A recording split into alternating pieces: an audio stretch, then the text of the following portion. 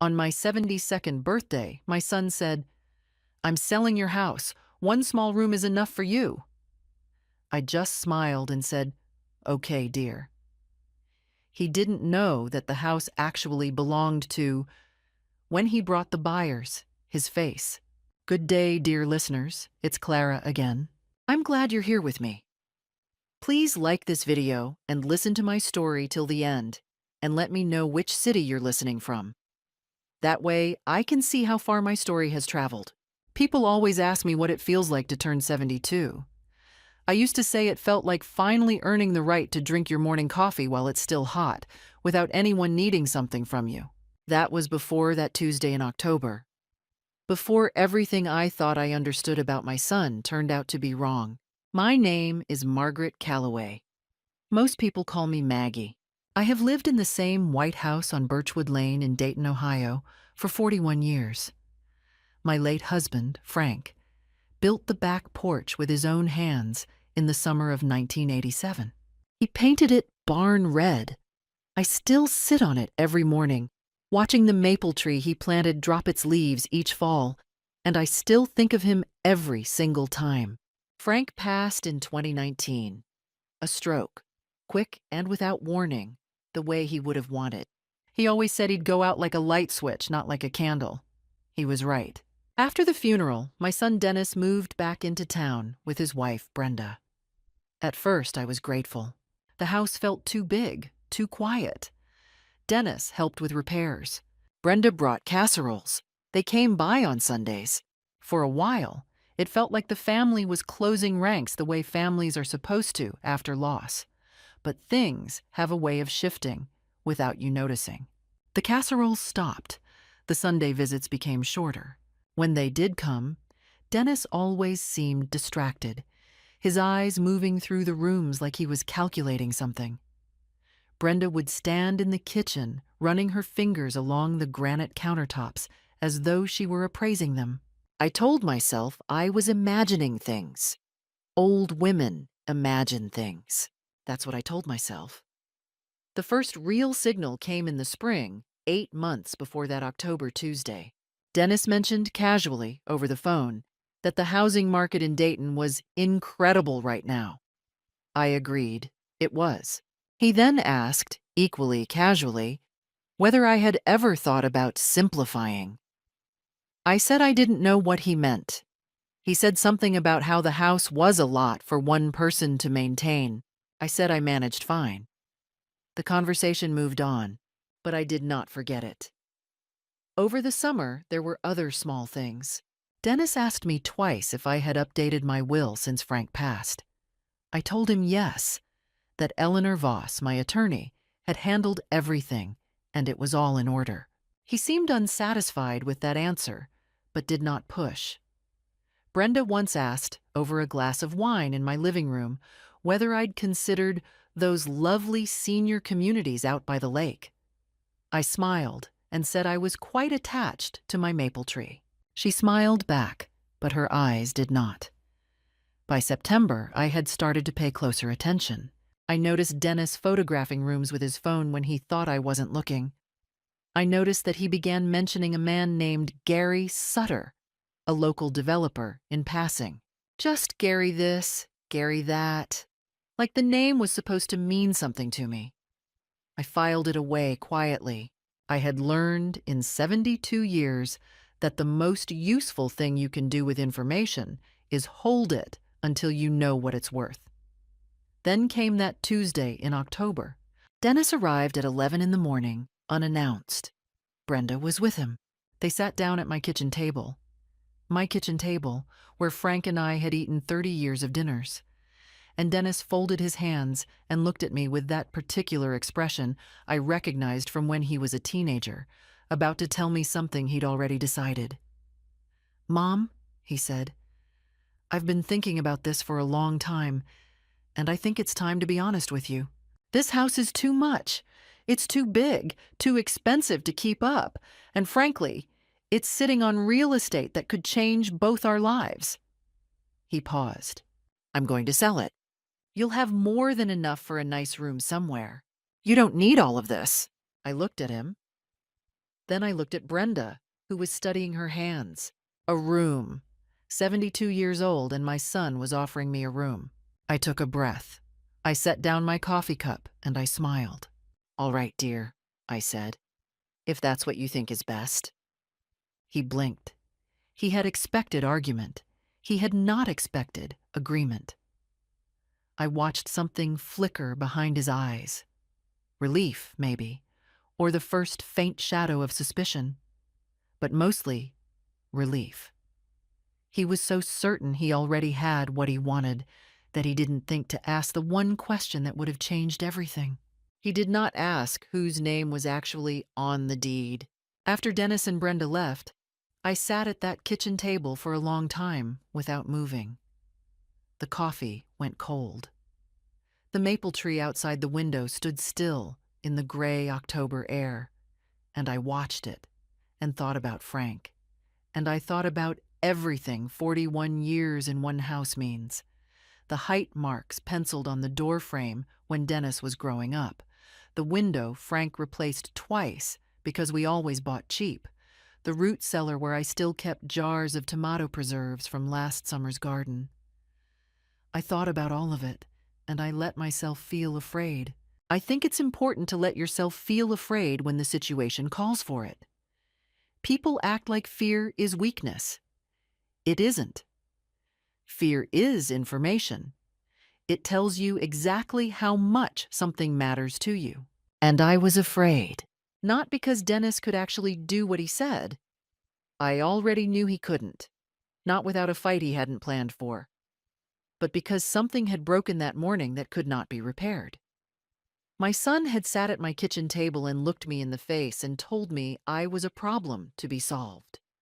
That he had been moving toward this moment for months, possibly longer, while I made him coffee and asked about his work, and pretended not to see the way his eyes measured my walls. That fear, the fear of having been so thoroughly underestimated by your own child, that was what sat with me at that table. I gave myself until sunset to be afraid. Then I got up, washed the cups, and made a list. Frank always said I was the planner in our marriage. He was the builder, the fixer, the man who could look at a broken thing and know intuitively what it needed. But I was the one who thought 3 steps ahead. I had run the household finances for 4 decades. I had managed Frank's medical care in his last 2 years when the small TIAs started and he stopped being able to keep track. I was not, despite what Dennis seemed to believe, a woman who could be managed. The first thing I wrote on my list was Eleanor Voss. Eleanor had been our family attorney since 1998. She had handled Frank's estate after he died, had updated my will and trust documents, had advised me quietly and carefully through every legal matter I had faced in the past 30 years. More importantly, she was sharp, methodical, and completely outside Dennis's awareness.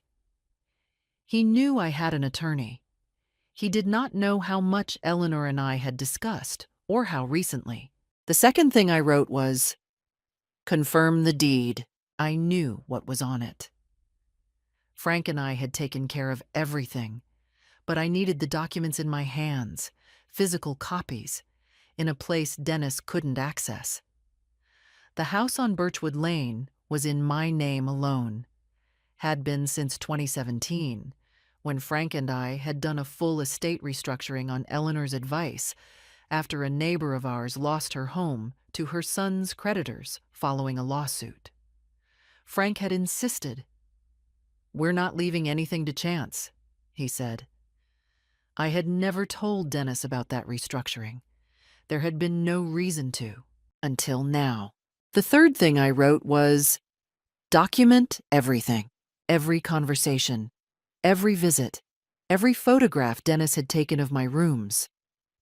I didn't know yet exactly how I would use it, but I knew I would need it. I had been watching the pattern long enough to understand that what happened that morning was not an isolated moment.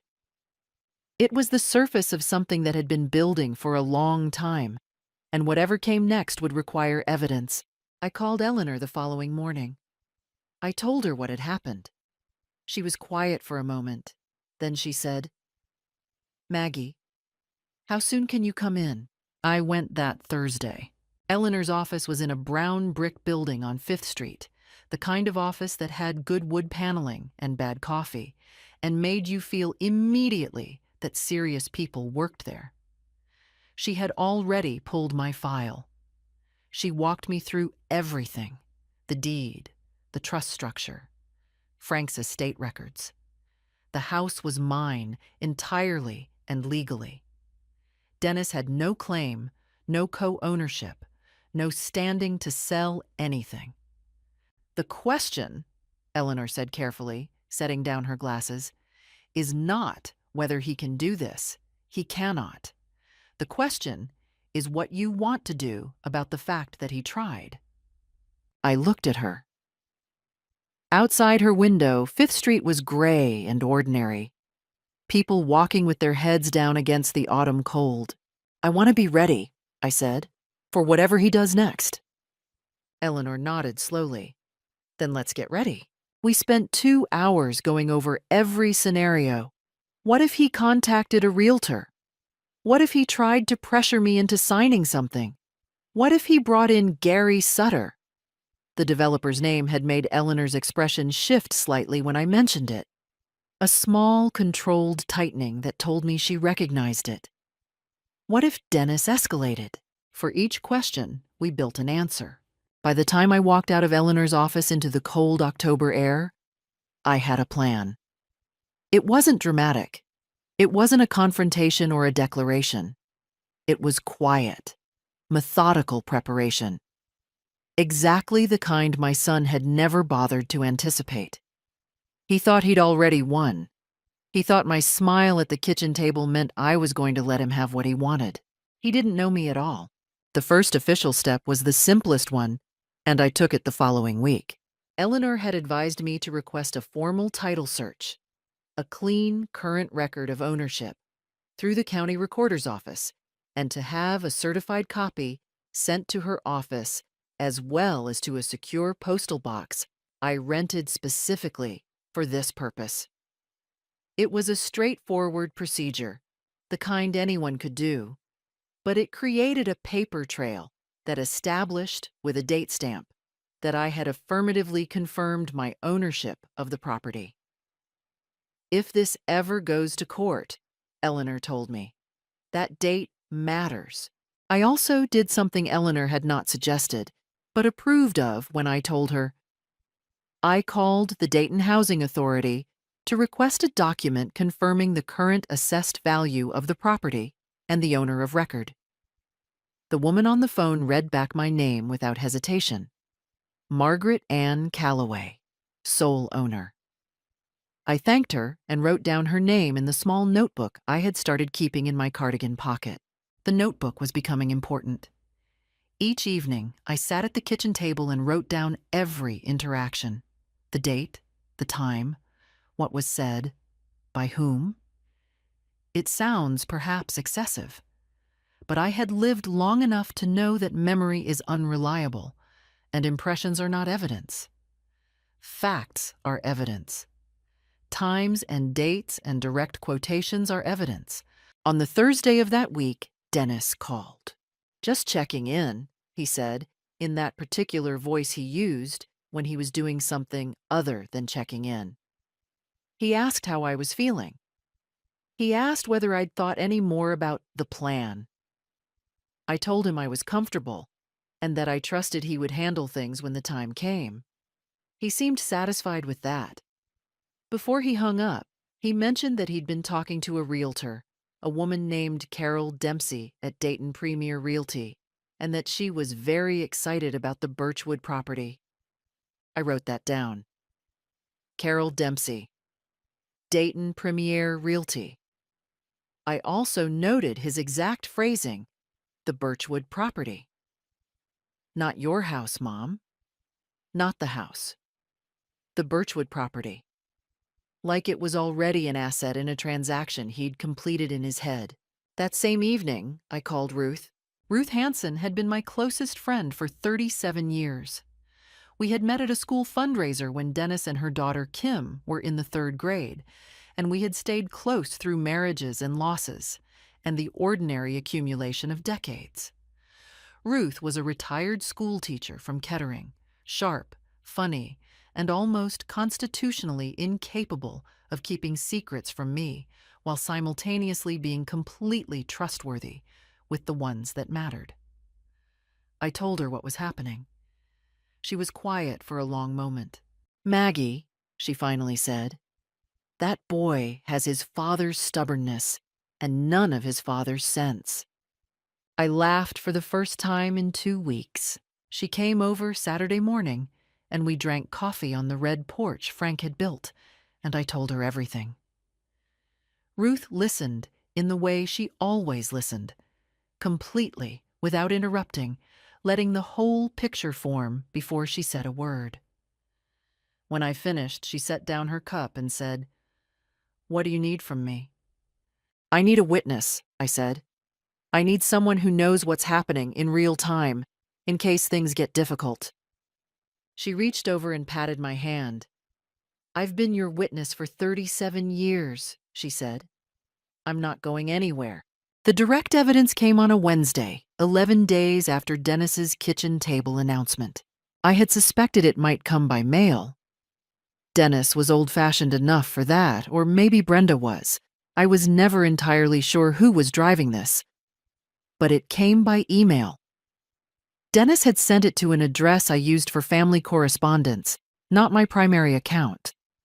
It was from a man named Gary Sutter, the same name Dennis had been casually dropping for months, and Dennis had forwarded it to me, apparently by mistake, or perhaps deliberately, as a form of pressure. Either way, it was now in my inbox. The email from Gary Sutter to Dennis was dated 6 weeks earlier. It outlined a preliminary offer for the Birchwood Lane property. It referenced conversations between Sutter and Dennis going back to the spring. It included language about clearing title and managing family complications, a phrase that made the skin on the back of my hands tighten. And it outlined a proposed timeline for closing that had Dennis receiving a check and the property transferring to Sutter Development, LLC, within 90 days. There was one more line at the bottom of the email. "Dennis, confirm that the property owner is cooperative or advise on alternative approaches. We've handled situations like this before." I read that line 3 times. Then I forwarded the entire email chain to Eleanor Voss. She called me within the hour. Her voice was measured and careful, but I had known Eleanor long enough to hear what was underneath. "Maggie," she said, "this changes things. This isn't just a difficult family conversation anymore. This email shows premeditation, coordination with a third party, and potentially the intent to act against your legal interests without your informed consent. I want you to understand what that means." "It means he planned this," I said. "It means he planned this," she confirmed. I was sitting on the red porch when she called. The maple tree was bare by then, its branches black against the gray November sky. I looked at it for a long time after Eleanor and I finished talking. Frank had planted that tree the year Dennis was born. He had said, the day he put it in the ground, that he wanted Dennis to watch it grow up with him. I wondered if Dennis had any memory of that at all. I closed my notebook. I looked at the bare tree, and I understood with complete clarity that there was no version of this that ended with things going back to the way they were. The point of no return was already behind me. The only direction left was forward. Eleanor moved quickly. That was one of the things I had always valued about her. She did not believe in delays when delays only benefited the other side. Within 3 days of receiving the forwarded email, she had filed a formal notice with the county recorder's office placing a legal hold annotation on the deed to the Birchwood Lane property. It was not a lien, it was a protective notation, a flag that would appear on any title search initiated by a third party. clearly indicating active legal counsel and pending review. It meant that if Carol Dempsey at Dayton Premier Realty ran a standard title check, as any realtor would before proceeding with a listing, she would see it immediately. Any serious buyer would see it. Gary Sutter's people would see it. It was a quiet move, but it had teeth. Eleanor also drafted a formal letter to Dennis, sent by certified mail, advising him in precise legal language that the property at Birchwood Lane was solely owned by Margaret Ann Calloway, that no authorization to list, represent, or negotiate the sale of said property had been granted to any party, and that any further attempts to engage realtors, developers, or buyers regarding said property without the owner's written consent would be treated as tortious interference and potentially elder financial abuse under Ohio Revised Code, Section 2913.02. That letter arrived at Dennis's house on a Friday. He called me that same evening. The voice that called was not the voice that had been checking in. This was a harder voice, one I recognized from his teenage years, the voice he used when he was cornered and knew it. "What did you do?" he said. I told him I had spoken with my attorney and taken appropriate steps to protect my interests. "Your interests?" His tone shifted, incredulous, then quickly into something colder. "Mom, I'm trying to help you. This house is falling apart. You can't manage it alone. I'm your son. I'm the one who's going to have to take care of you when you can't anymore. The least you could do—" "Dennis," I said, "everything I need to say has been said through Eleanor. If you'd like to discuss anything further, please contact her office." He hung up. 3 days later, they came in person. It was a Sunday afternoon, early November, cold and flat-skied the way Ohio gets before the first real snow. Dennis and Brenda arrived at 2 o'clock. I had been expecting them, though not necessarily that day. I had told Ruth the day before that I thought they would come soon. She had offered to be there. I had said I wanted to face this first round alone. I opened the door before Dennis knocked. Brenda had dressed carefully. A blouse I hadn't seen before, lipstick. Dennis was in his good coat.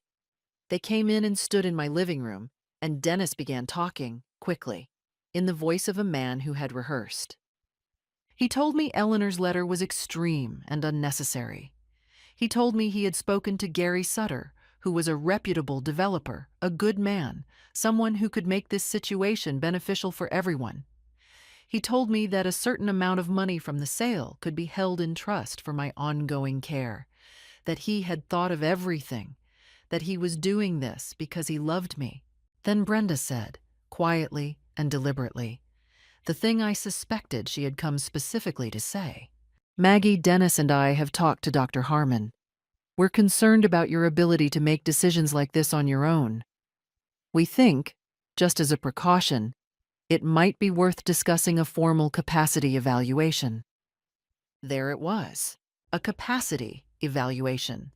The suggestion that perhaps I was no longer mentally fit to manage my own affairs, which would, if successful, allow them to pursue guardianship or a power of attorney, which would give them legal authority over my decisions, including decisions about property. I looked at Brenda for a long moment. Then I looked at Dennis. "I spoke to Dr. Harmon myself last week," I said. "Routine annual checkup. She gave me a clean bill of health. I'll have her office send a summary to Eleanor if you'd like to have it on record." The silence that followed was complete. Dennis's jaw tightened. Brenda looked at her hands. "This doesn't have to be a war," Dennis said finally. "No," I agreed. "It doesn't." They left 20 minutes later. After they were gone, I sat on the red porch in my winter coat for a long time. The maple tree stood bare and still in the cold. My hands were perfectly steady, but somewhere behind my sternum, there was a persistent, low-grade ache. Not quite grief, not quite fear.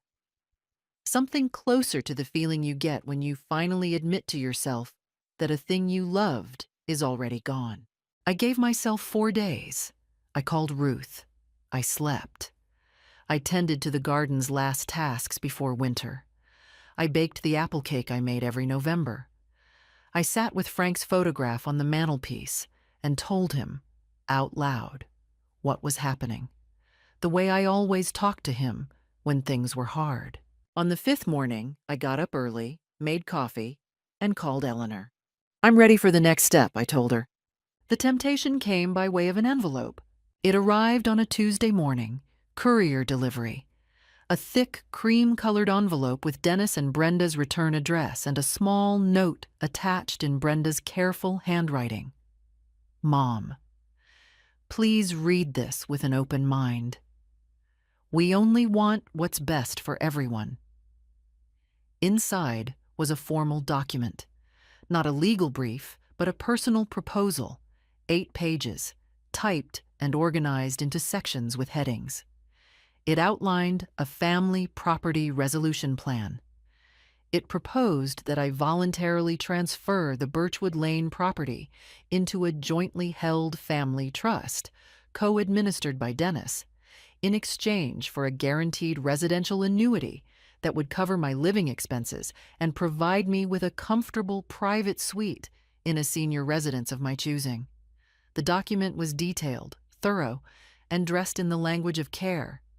It used phrases like dignified transition and collaborative stewardship and ensuring Maggie's comfort and security.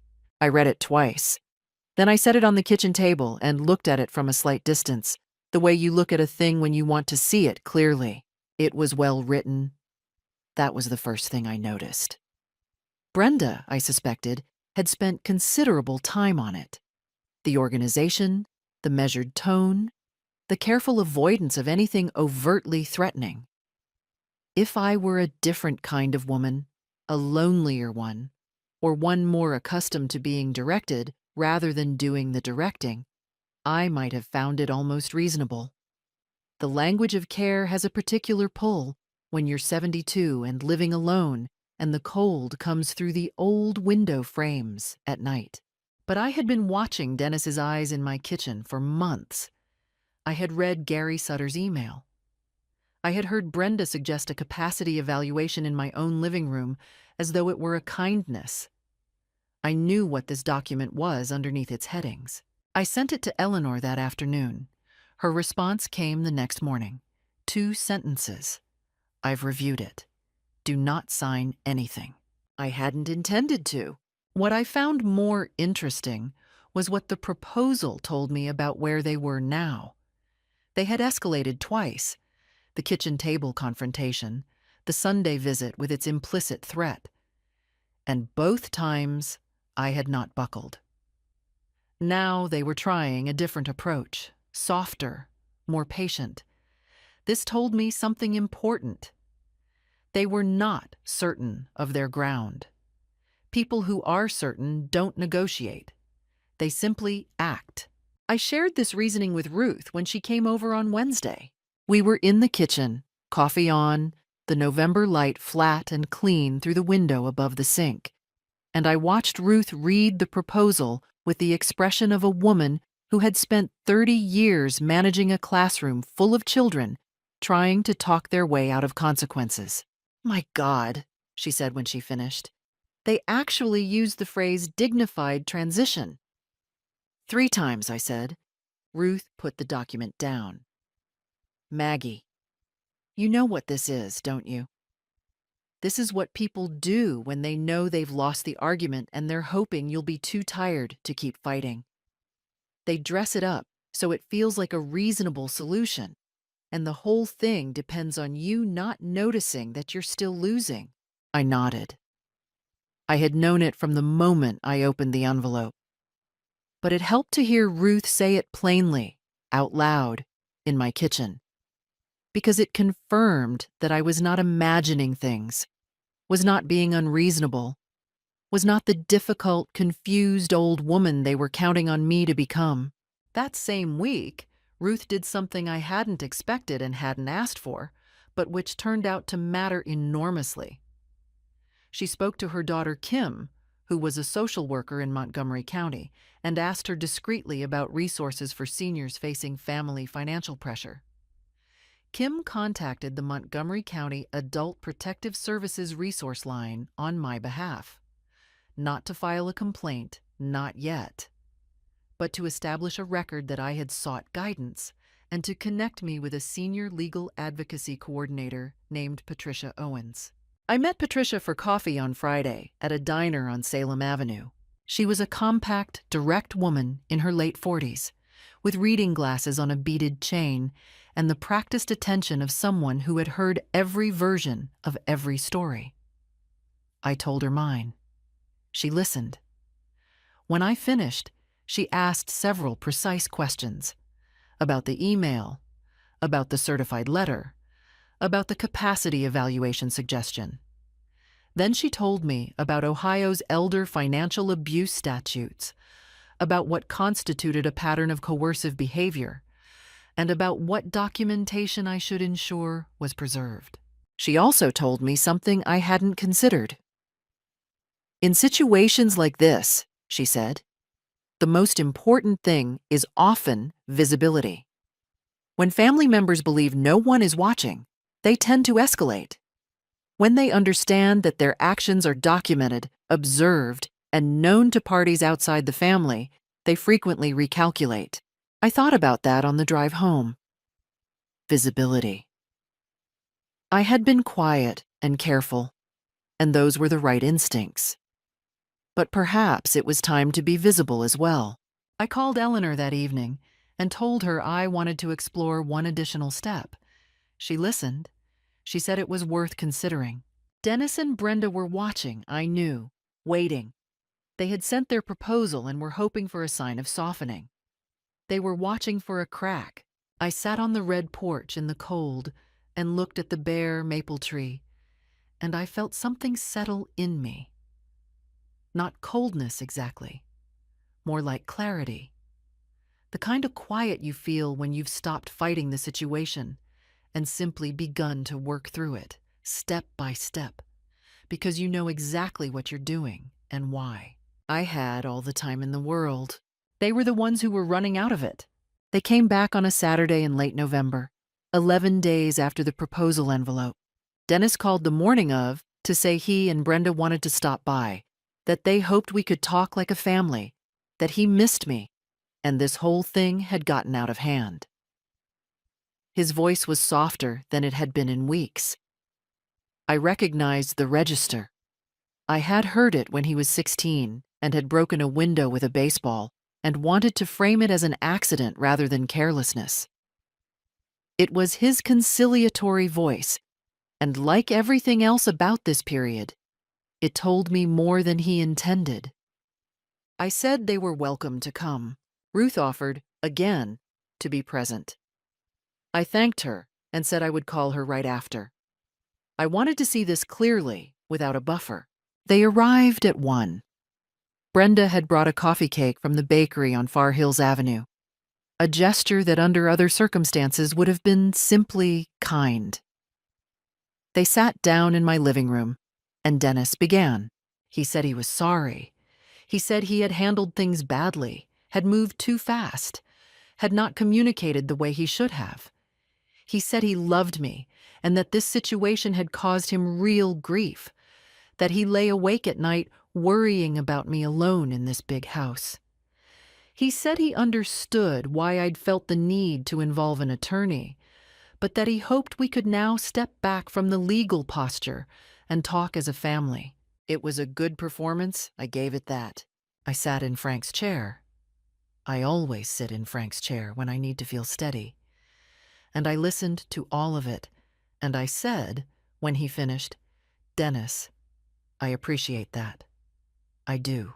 Then Brenda leaned forward slightly in that way she had, chin tilted, voice measured. "Maggie, we want to be honest with you, because we love you." She paused. "We've spoken to a family law attorney, and what we've been told is that a petition for guardianship, given the circumstances, your age, living alone, some of the concerns we've raised about judgment and decision-making, It's a process that's available to us. We're not saying we want to go that route. Another pause. But it's something the court would have to evaluate. And that process, the evaluation, the hearings, it can be very stressful for the person being assessed. Very public. We would hate for you to have to go through that. There it was, wrapped in 4 layers of concern and softness. But there it was, a threat. I looked at Brenda. I looked at Dennis, who was looking at the floor. I thought about the coffee cake on the kitchen counter, and about how someone had taken the time to buy it and carry it here and set it out as a prop in this scene. I thought about Frank's chair under me, solid and familiar. I understand, I said. Maggie, we just need you to trust us. I do understand what you're describing, I said, more deliberately now. And I want you both to understand something. I have a letter from Dr. Harmon documenting my full cognitive and physical health as of November 6th. I have 37 years of financial records showing consistent, competent management of this household and Frank's estate. I have the counsel of Eleanor Voss, who has represented me since 1998. And I have Patricia Owens at Montgomery County Adult Protective Services, who is familiar with this situation. I let that land. A guardianship petition filed against a woman with that record, represented by that attorney, with that documentation, and with an active APS contact. That would be a very difficult case to make, and a very public one. For everyone. The room was quiet. Dennis looked up from the floor. His face had changed. The performance was over. You've really thought all this through, he said, and the bitterness in it was naked. I've had time, I said. They left shortly after. Dennis didn't say goodbye. Brenda paused at the door and said, quietly, "This didn't have to be this way." I didn't answer. After the door closed, I stood in the hallway for a moment. My heart was beating faster than I would have liked. I won't pretend I was entirely unmoved. There is something specifically terrible about being threatened by your own child in your own home. Something that no amount of preparation fully insulates you from. The threat of public hearings, of being evaluated and assessed, and found wanting. It pressed on something old and vulnerable in me. But then I felt the fear sharpen into something else. I thought of the Gary Sutter email and managing family complications. I thought of Brenda's fingers on my kitchen countertops. I thought of Dennis at 8 years old, asleep under the maple tree on a summer afternoon, while Frank watched him from the porch and said quietly, "He's going to be fine, Maggie. He just needs time." What a different kind of fine he had found. The fear settled into determination. I went to Frank's chair and sat in it again, and I thought clearly, and I picked up the phone and called Eleanor. "They just left," I said. "It's time to move." Eleanor had been ready for 2 weeks. The meeting was scheduled for a Wednesday, which seemed appropriate somehow. A middle-of-the-week kind of reckoning, nothing dramatic in its timing, just the ordinary machinery of consequence finally engaging. Eleanor had arranged for it to be held in the conference room of her office on 5th Street.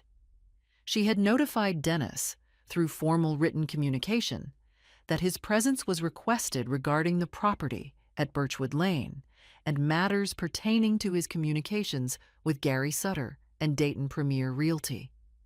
She had kept the language neutral and procedural. She had not told him who else would be there. I arrived 20 minutes early. Eleanor was already in the conference room. Ruth was there too. I had asked her to come, and she had dressed as though she were going to a parent-teacher conference she intended to win. Patricia Owens joined us at 10 past the hour, and, at my request, Eleanor had also contacted the Dayton office of Ohio's Attorney General Consumer Protection Division, who had sent a representative, a quiet, careful young man named Daniel Ferris, who sat at the end of the table with a notepad and said almost nothing. Dennis and Brenda arrived together at 10:30. They saw the room. They saw Ruth. They saw Patricia Owens. They saw Daniel Ferris with his notepad and his neutral expression. I watched Dennis's face move through 3 or 4 different versions of itself in the space of about 2 seconds. Brenda stopped in the doorway as though the room had changed into something she hadn't agreed to enter. Eleanor offered them seats. They sat. Then Eleanor did what Eleanor does best. She laid out documents one by one with the unhurried precision of a woman who has spent 30 years in rooms like this and has never once felt the need to raise her voice. The deed to the Birchwood Lane property. Sole ownership, Margaret Ann Calloway. Date of restructuring, March 2017. Signed and notarized.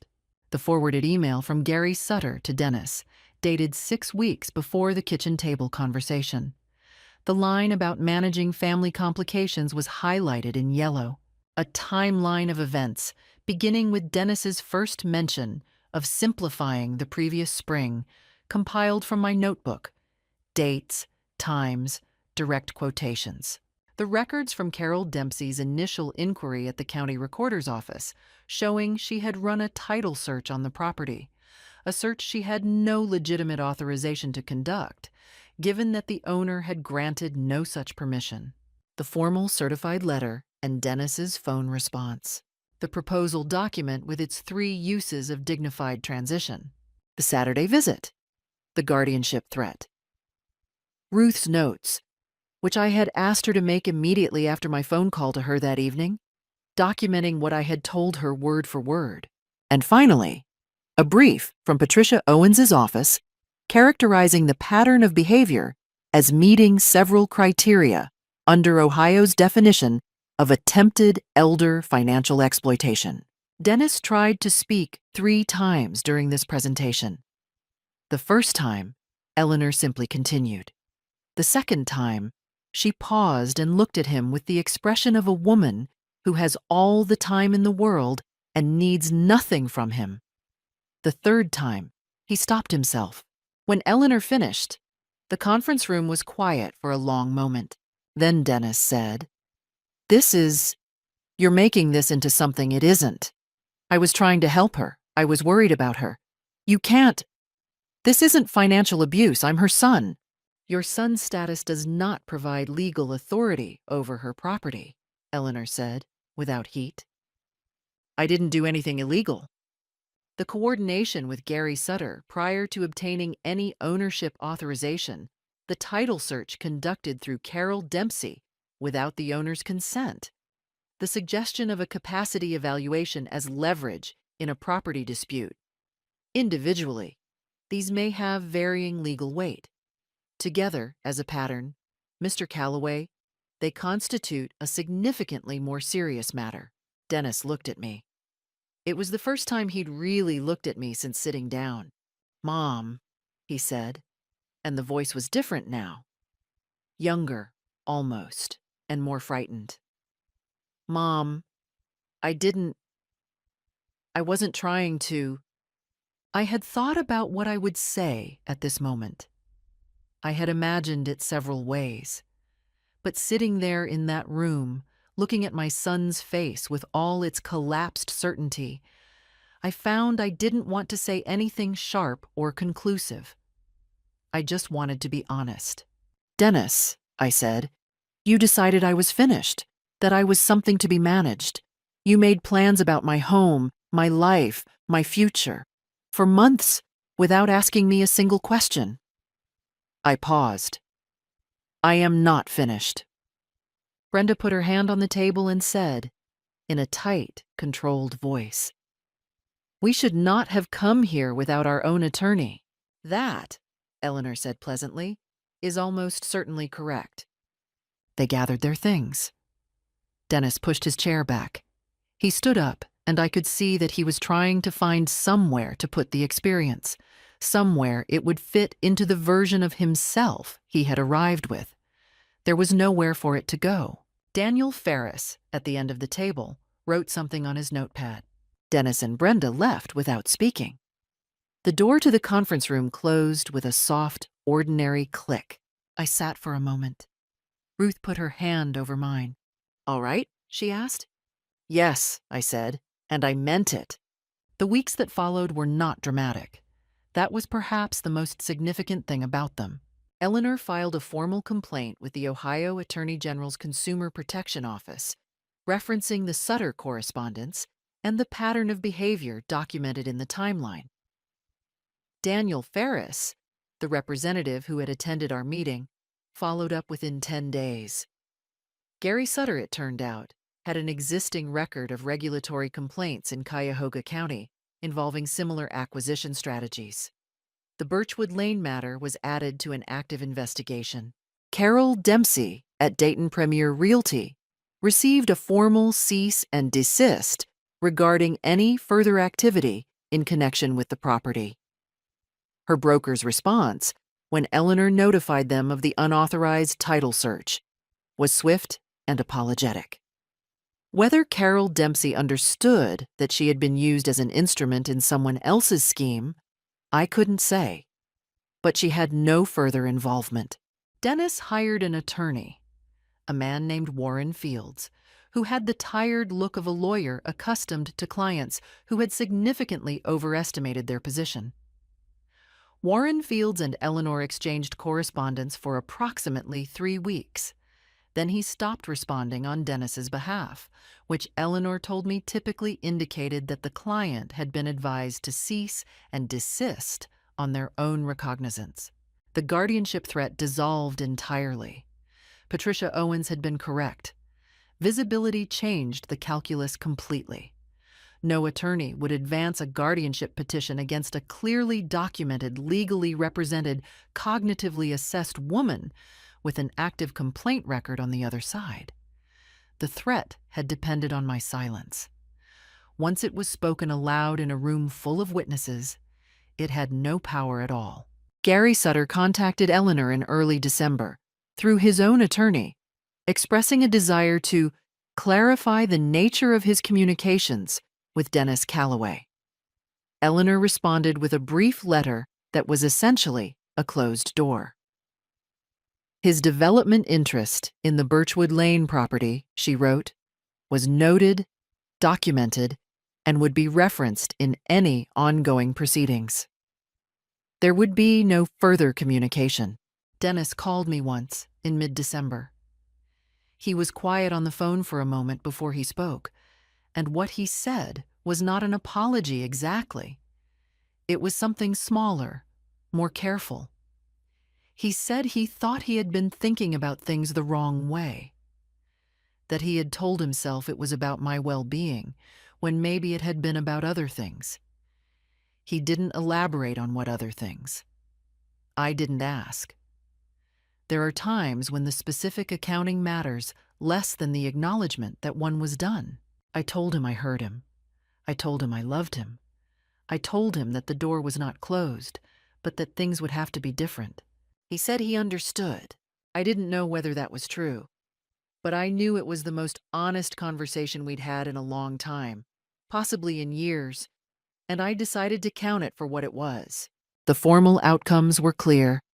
My ownership of the Birchwood Lane property was fully confirmed, legally annotated, and registered with the county in a way that would make any future unauthorized attempts immediately and visibly actionable.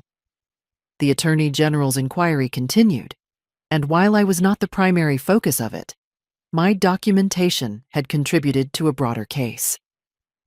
Patricia Owens at APS closed my referral file with a notation of satisfactory resolution. Eleanor sent me a brief letter at year's end. It said, among other things, "Maggie, in 30 years of practice, I have rarely seen a client handle a situation like this with more clarity, more patience, and more strategic discipline. You should be proud." I folded the letter and put it in the cedar box on my dresser, where I kept Frank's letters. The house on Birchwood Lane was mine. It had always been mine. But now It was mine in a way that had been tested and confirmed and documented in every form that mattered. No one would question it again. I sat on the red porch on a cold December evening, wrapped in the quilt Frank's mother had made, and I looked at the bare maple tree and the stars appearing one by one above Birchwood Lane, and I felt something I want to try to describe accurately, because I think it matters. I did not feel triumphant. I felt solid, like a house after it has been reinforced from the foundation up. Unmovable. I picked up my coffee cup. It was still hot. The new year came quietly, the way good things often do. In January, I hired a young man named Tomas from the neighborhood to help with the heavier maintenance work. The gutters, the roof inspection, the basement windows that had needed recaulking since October. He was 23, studying construction management at Sinclair, and he had the patient, careful quality of someone who took seriously the idea that a thing worth doing was worth doing right. Frank would have liked him. We developed an easy working rhythm. He would come Saturdays. I would make coffee, and we would discuss what needed doing the way two professionals discuss a shared project. The house on Birchwood Lane had never been in better order. Eleanor had suggested, and I had agreed, that it was worth updating the formal estate documents to ensure complete clarity about the future disposition of the property. I spent a morning with her in February going over the revised trust structure.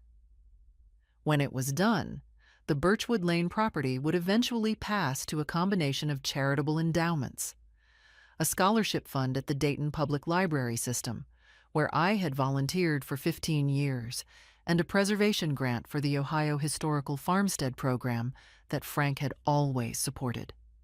There was also a modest personal bequest, structured carefully and with conditions. Dennis was not excluded, but he was not the primary beneficiary he had apparently anticipated. Ruth and I resumed our regular Thursday morning coffees at the kitchen table, which we had let lapse during the difficult months when every conversation had been dominated by the crisis. We talked about her grandchildren, about the book club we both attended at the library, about the particular quality of Dayton winter light that we had, over decades, come to find genuinely beautiful rather than merely endurable. It felt like coming back to myself. I also began, that spring, to write, not a memoir exactly. I was not ready for that, and may never be. But notes, observations. The story of those months on Birchwood Lane, written in longhand in the same kind of notebook I had kept during the crisis. Patricia Owens had mentioned, when we spoke in March, that she often wished she had first-hand accounts from the individuals who had navigated situations like mine. Not as legal documents, but as human documents, the kind that might help someone else recognize what was happening to them before it went too far. I thought about that. As for Dennis and Brenda, I know what you're wondering, and I will tell you honestly. Dennis lost his position at the logistics company where he'd worked for 9 years in the spring, part of a broader restructuring that had nothing to do with our situation. He was not, as far as I knew, targeted or punished because of it. It was genuinely coincidental. But it meant that the financial position he had apparently been counting on, the position that had perhaps made the Birchwood Lane scheme feel both necessary and possible, was no longer there. He spent several months looking for work. It was a difficult period for him. Gary Sutter's development firm faced a formal investigation by the Ohio Attorney General's office.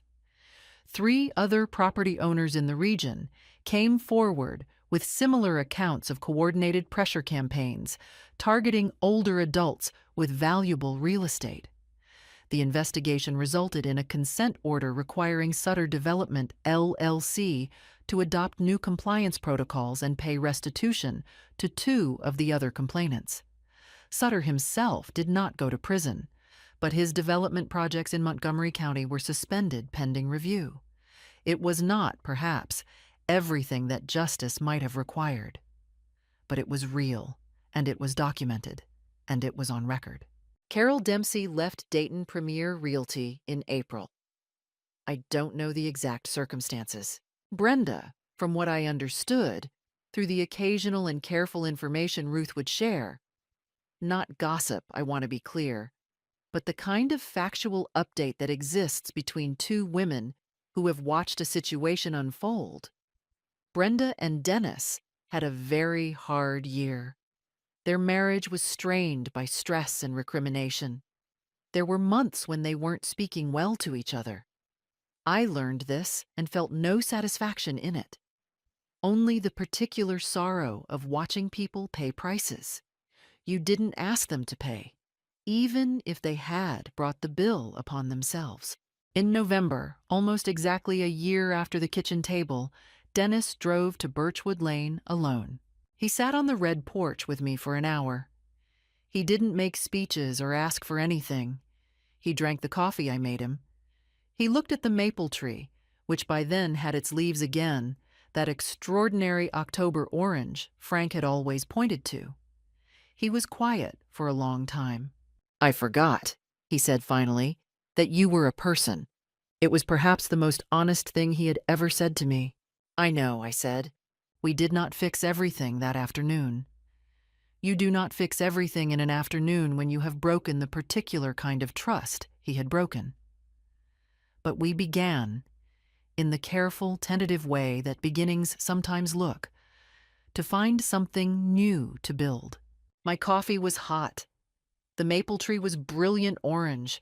The red porch was solid under us both. Some things hold. Here is what I know. Do not sign anything out of exhaustion. Have your documents in order before the conversation that requires them. Know who your Eleanor is before you need her.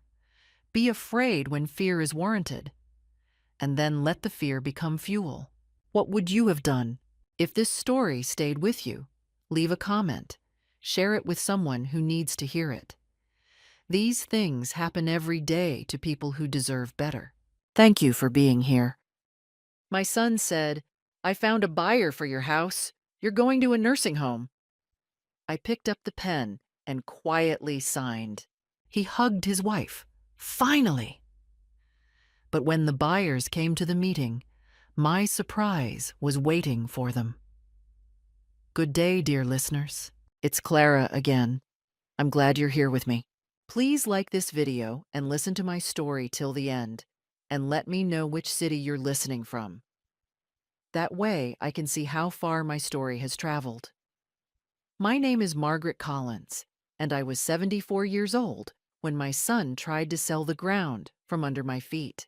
I want you to understand something before I tell you what happened.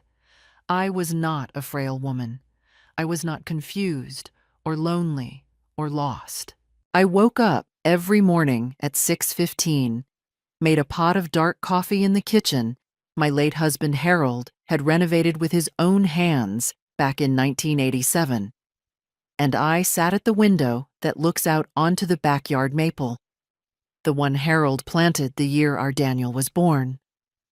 I read the newspaper. I tended my garden from April through October. I baked on Sundays. I drove myself to the doctor, to the pharmacy, to the grocery store on Route 9, where I'd been shopping since 1979. I had lived in that house for 41 years. It was a white colonial on Birchwood Lane in Mill Haven, Connecticut. Nothing grand, nothing showy. 3 bedrooms, a wide front porch, hardwood floors. Harold refinished twice. The kind of house that breathes with you, that holds 40 years of Christmas mornings and summer dinners and late-night worries in its walls. My name was on the deed. Harold had made sure of that before he passed in 2019, quietly, in the master bedroom with his hand in mine. After Harold died, Daniel called more often. At first I was grateful. He lived 40 minutes away in Westport with his wife Sharon. A slim, precise woman with a talent for making you feel subtly wrong about everything you just said. They visited on holidays, sometimes on random Sundays.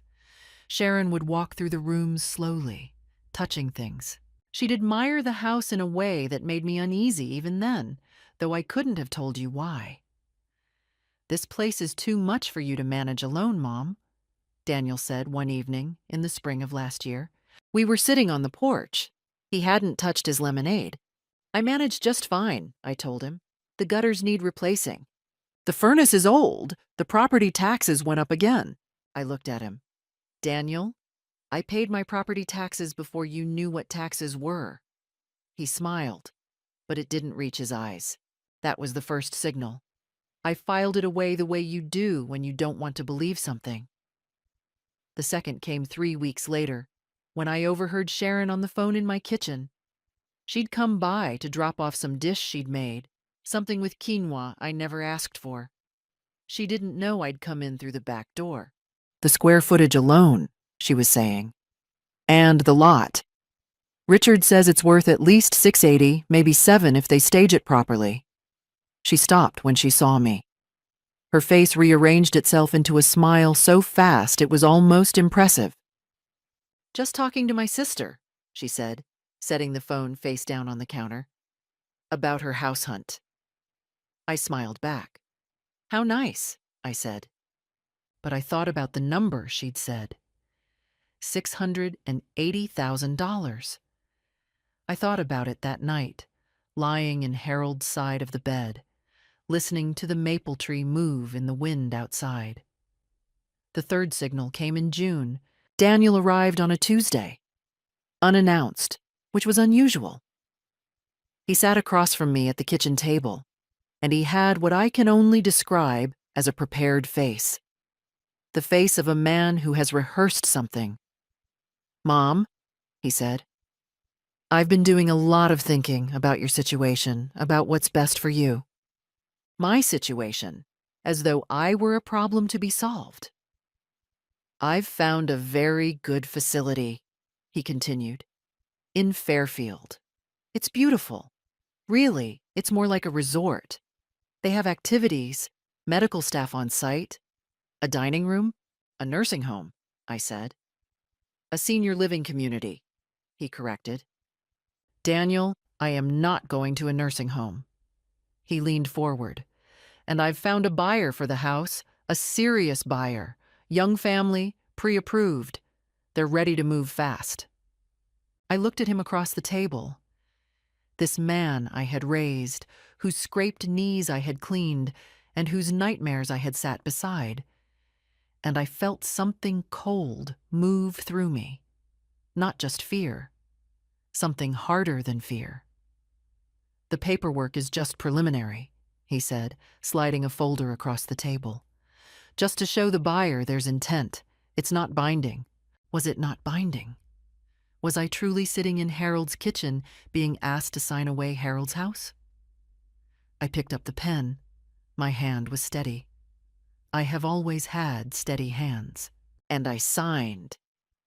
Daniel exhaled, a long, slow breath of relief he tried to hide. He reached across and squeezed my hand. Then he stood and called into the hallway. Sharon had been waiting just around the corner. She came in, bright-faced, and he pulled her into a hug right there in my kitchen, and she laughed, a small, delighted sound. "Finally," that laugh said. "Finally." I sat very still and watched them, and I thought, "You have no idea what you just started." They left at 4:30. I heard Daniel's car back out of the driveway, heard the quiet that followed, and I sat at that kitchen table without moving for a long time. The folder was still in front of me. I am not a woman who cries easily.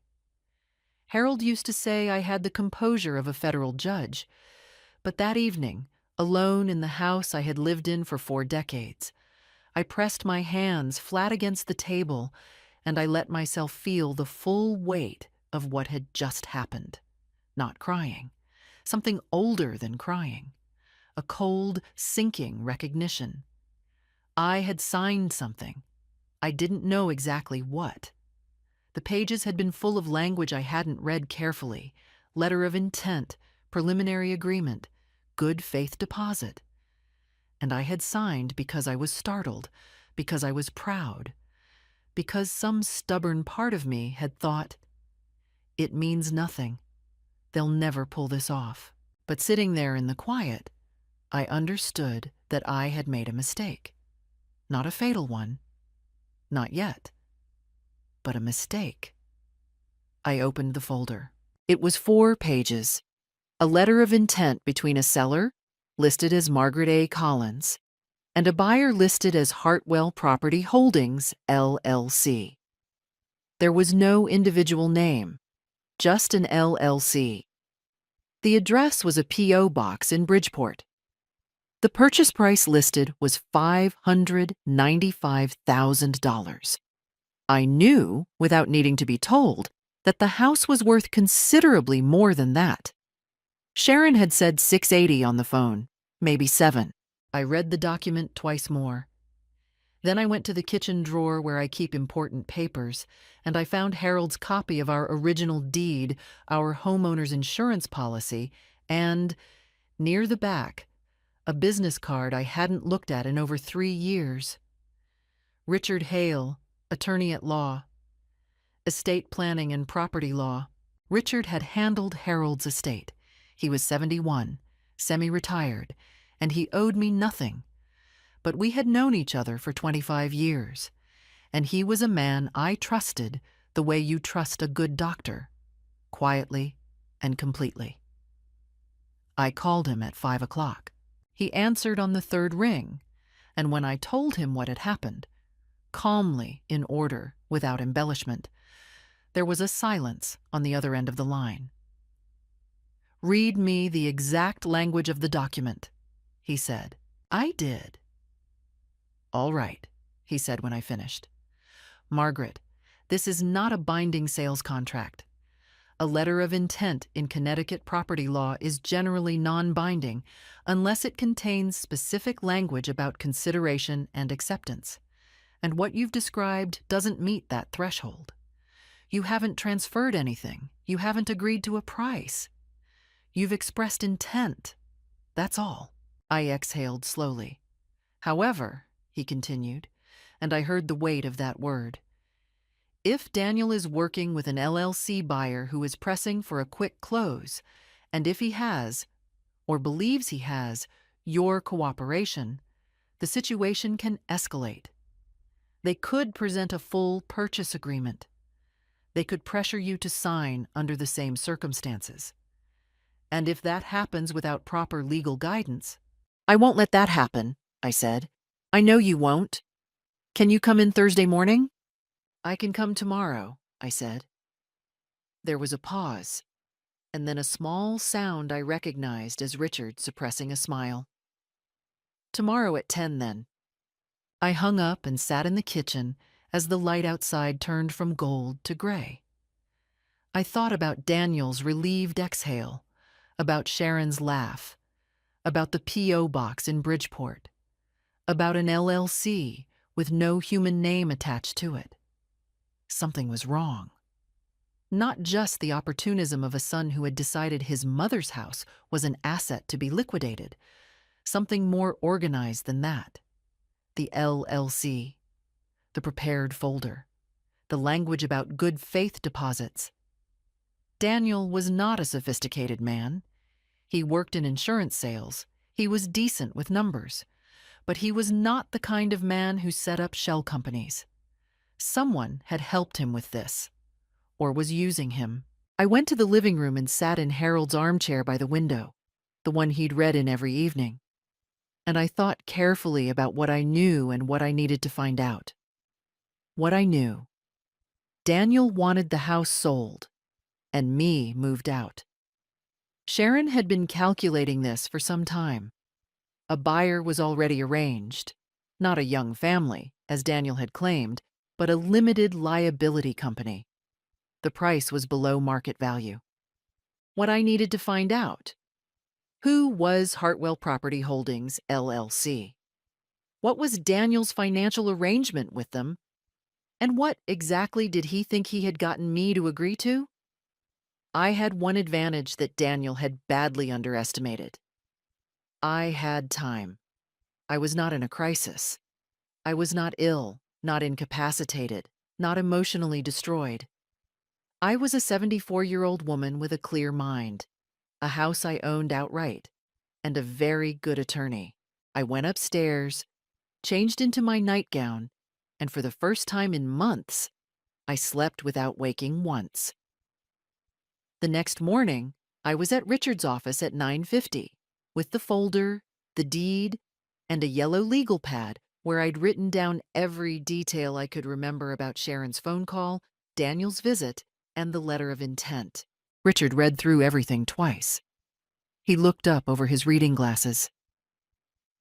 "You said Sharon mentioned a name on the phone," he said. "Richard. She said Richard says it's worth at least $680. Yes? That's not me," he said. "I know," I said. "That's a real estate agent. Or an appraiser. Someone who's already assessed the property." He set down the folder. "Margaret, this has been in planning for a while." "Yes," I said. "I believe it has." He leaned back in his chair and looked at me steadily. "What do you want to do?" I looked back at him with equal steadiness. "I want to know exactly what they've done. And I want to make sure that when they bring those buyers to my house, everything that happens next is entirely on my terms." Richard was quiet for a moment.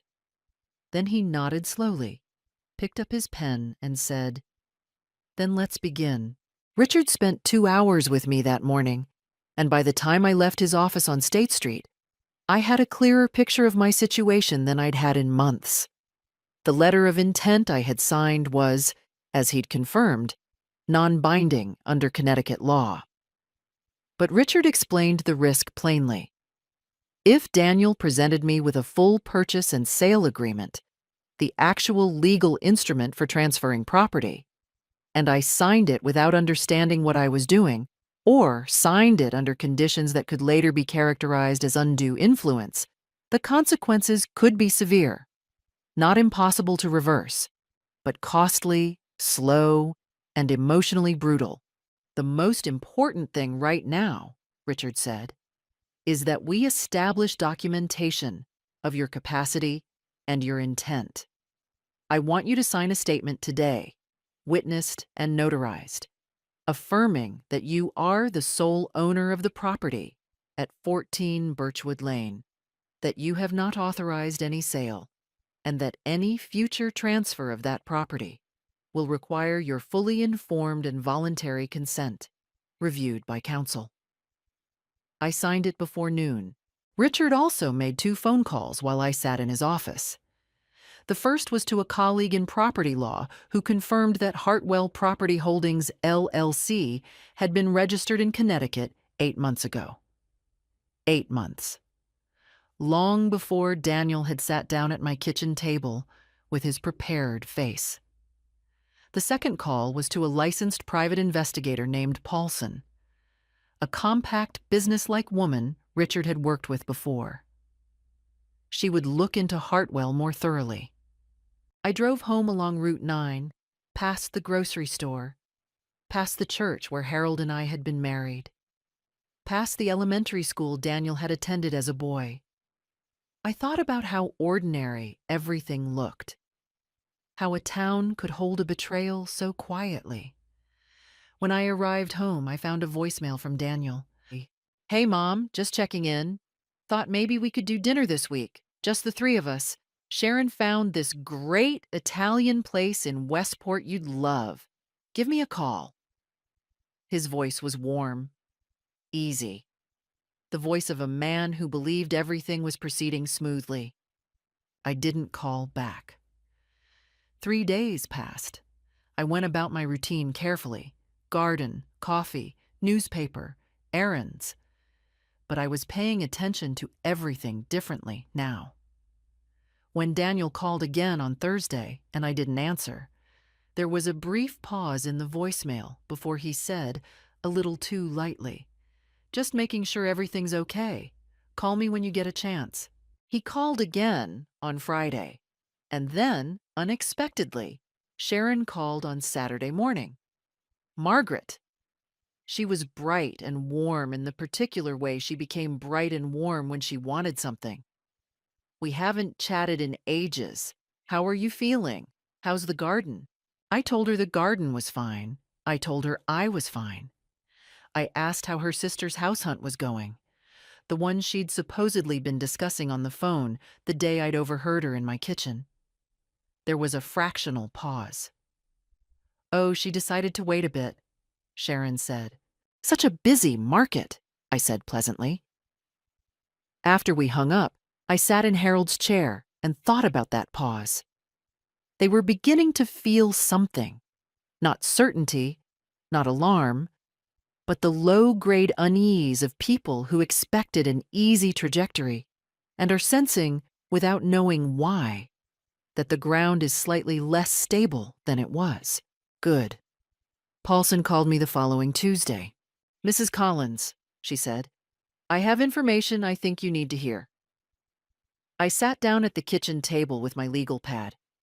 Hartwell Property Holdings, LC, had been registered by 2 members.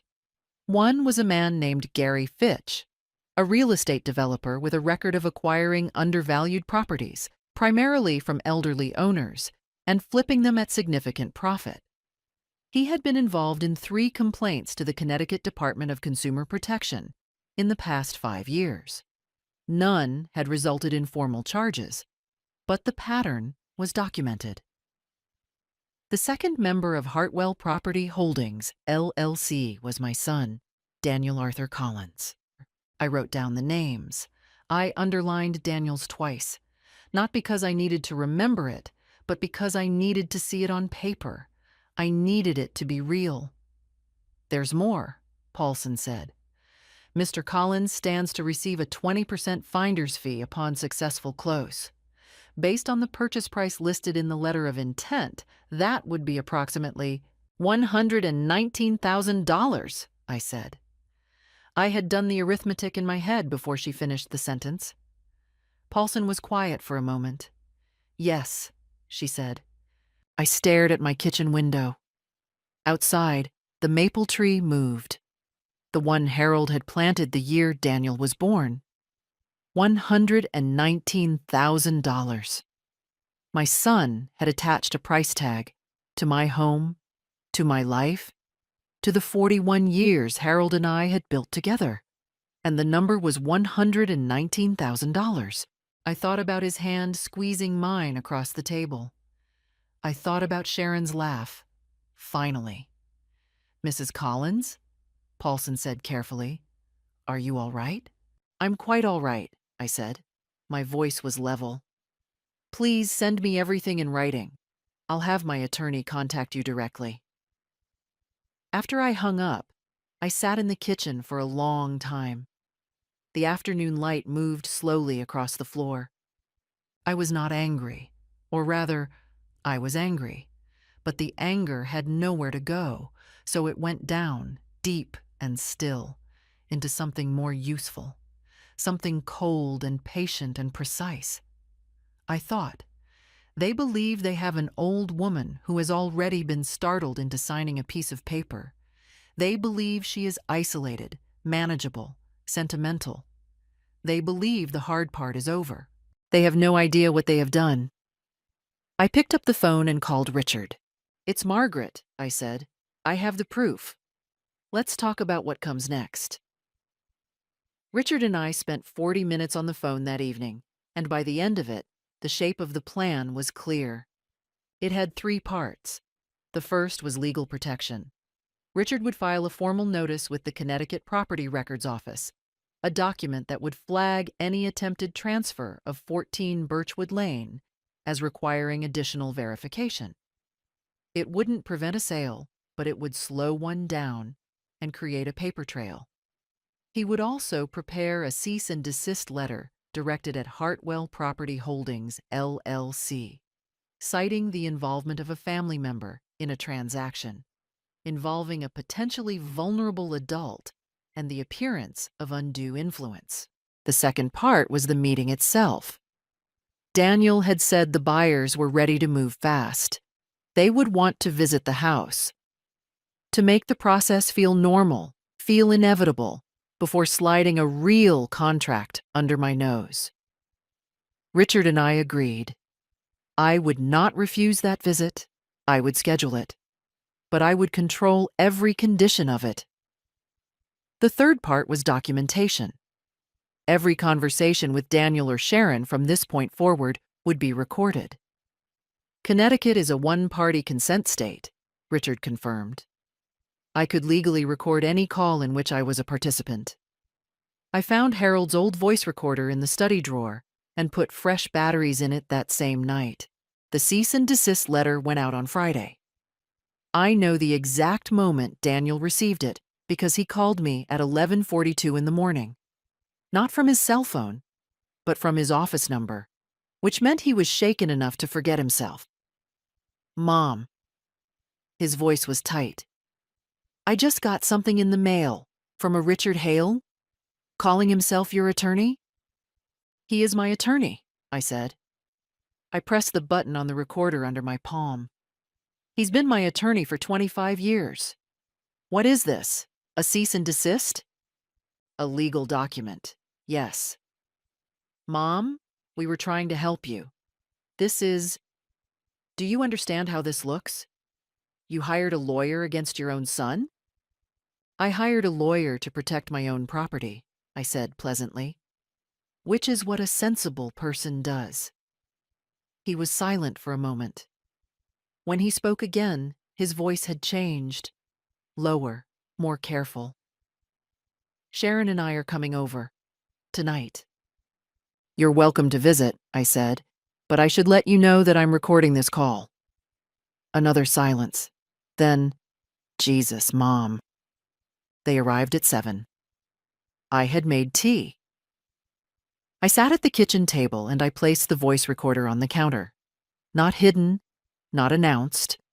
Simply present. Sharon saw it immediately and said nothing. Daniel sat down and leaned forward with his hands on the table. We need to talk about what's happening here. We do, I agreed. This lawyer of yours, this letter, you're making everything complicated for no reason. The buyers are serious people. The offer is fair. The offer is $85,000 below market value, I said.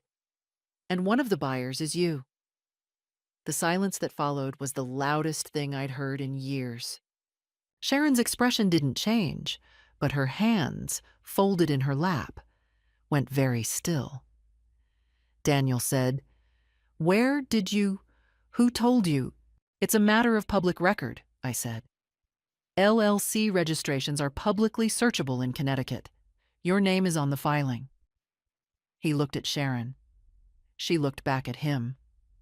Some decision moved between them in that glance. Mom. Daniel's voice shifted, softer now, the way it went when he was trying a different approach. Look, I know how this looks, but I was trying to make sure the money went to the right place, to the family. Do you understand? If you sell to a stranger, those profits just disappear into some... The profits from selling my house, I said, would belong to me. And when you're in a facility, I will not be in a facility. He looked at me for a long time, and then, slowly, he changed again. The soft voice hardened. Mom, I have spoken to an elder law attorney about this. If there's reason to believe a person is unable to manage their own affairs, if a family member can demonstrate that, a court can appoint a guardian who has legal authority over financial decisions, including property. The word guardian dropped onto the table between us like something heavy. I looked at my son. I thought about the 41 years I had lived in this house. I thought about Richard's voice saying, We've established documentation of your capacity. I thought about the notarized statement, signed and witnessed and filed 2 weeks ago. Daniel, I said quietly, if you attempt to file for guardianship over me, you will need to demonstrate to a Connecticut probate court that I am cognitively impaired. You will need medical evidence. You will face an attorney I have already retained, who has a notarized statement of my full legal capacity, signed by 2 witnesses. The court will appoint an independent evaluator. The process takes months. It is a matter of public record, and it will be reported to the Adult Protective Services Unit, which is already aware of this situation. He stared at me. I made a phone call, I said simply, last week. Was that a bluff? Partly. I had called the state's Elder Services line and asked general questions without filing a formal complaint. But Daniel didn't know what I had and hadn't done, and the rest of what I'd said was entirely true. Sharon put her hand on Daniel's arm. He stood up abruptly, pushing back his chair. "This isn't over," he said. "No," I agreed, "it isn't." They left without finishing their tea. I sat in the kitchen alone for a while, letting the silence settle. My heart was beating harder than I would have liked, but my hands were steady. Always steady. The following morning, I drove to the lake park 3 miles away, where Harold and I used to walk on Sunday afternoons. I brought a thermos of coffee and sat on our bench for an hour and a half, watching the water. Then I drove to the library and read a novel for 2 hours. Then I went home, made soup from scratch, and watched a British mystery program until 10 o'clock. I gave myself 3 days of this. 3 days of coffee in the bench and cooking in long, slow evenings. 3 days to let my nervous system believe that I was safe. Because I was safe, I needed to remember that. And fear is most dangerous when it convinces you otherwise. On the 4th day, I called Richard. "I'm ready," I said. "Let's schedule the meeting." Richard and I agreed that we would give Daniel 1 week before scheduling the meeting, enough time for the pressure on his end to build, not enough for him to make new legal moves. In the meantime, we waited. I didn't have to wait long.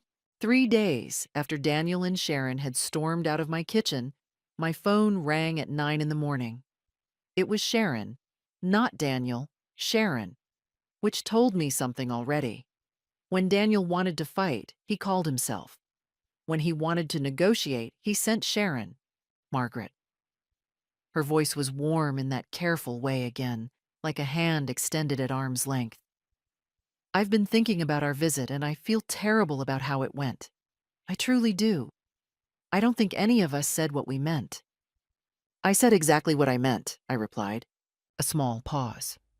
Then, "I know. And I admire that about you. I always have." Another pause, slightly longer. "Daniel has been talking, and he wants you to know that the arrangement with Hartwell, the finder's fee, all of that. He's willing to step away from it completely, remove his name, sign whatever you need him to sign." I was quiet, listening. "He just wants things to be right between you," Sharon continued. "And we've been thinking, what if we approached this differently?